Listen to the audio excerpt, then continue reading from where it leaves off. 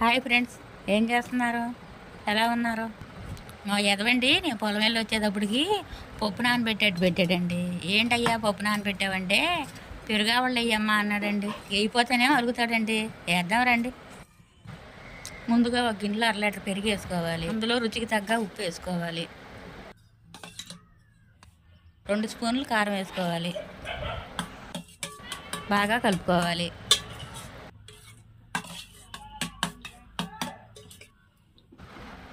ఒక ఉల్లిపాయ 2 పచ్చిమిరపకాయలు సన్నగా కోసుకుని వేసుకోవాలి. మొత్తం అంతా శుభ్రంగా కలుపుకోవాలి.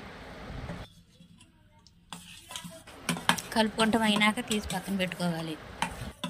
తాలింపు కోసం కళాయి పొయ్యి మీద పెట్టి నూనె పోయాలి. నూనె వేడెక్కినాక తాలింపు దినుసులు వేసుకోవాలి.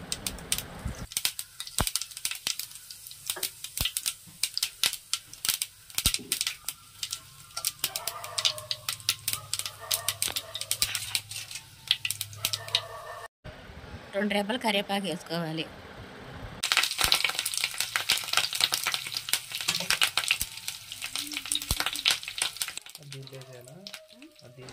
చిటికుడు పసుపు కూడా వేసుకుని శుభ్రంగా కలుపుకోవాలి.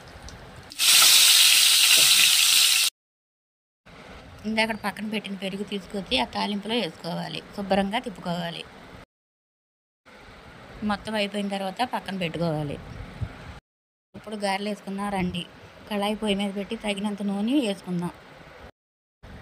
నూనె వేడెక్కేలోపు గారెల పిండిలో ఉల్లిపాయ ముక్కలు పచ్చిమిరపకాయలు వేసి మొత్తం కలుపుకోవాలి.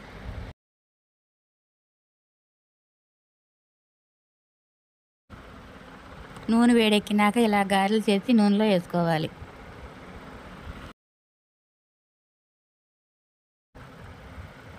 గారెలు వేసేటప్పుడు జాగ్రత్తగా ఉండండి, నూనె పడుద్ది మీద.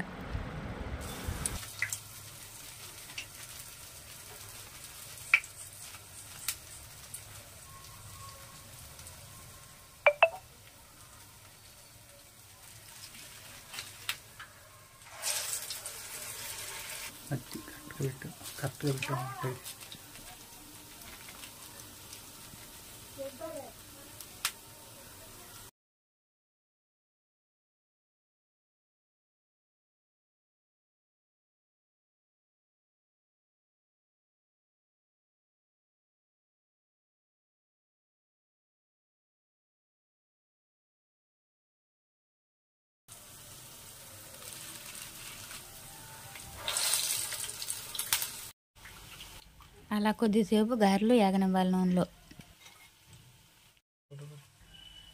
ఒక సైడ్ వేగిన తర్వాత ఇంకో సైడ్ తిప్పుకోవాలి.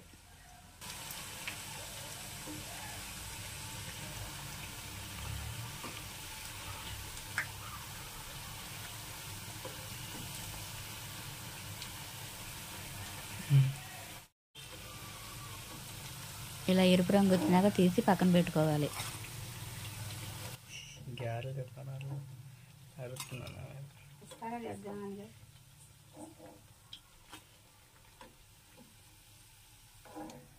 గారెలు రెడీ అయిపోయినాయి. పెరుగావళ్ళు వేసుకుందాం రండి. ముందుగా తాలింపు వేసిన పెరుగులో ఒక్కొక్క గారి వేసుకోవాలి.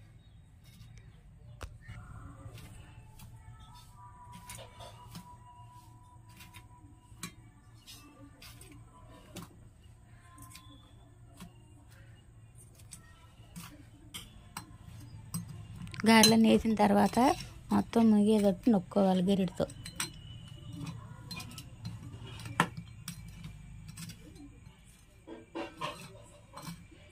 మొత్తం అంతా అయిపోయిన తర్వాత ఒక నైటల్లో అడ్డుపెట్టి పొద్దున్నే తింటే చాలా బాగుంటాయి.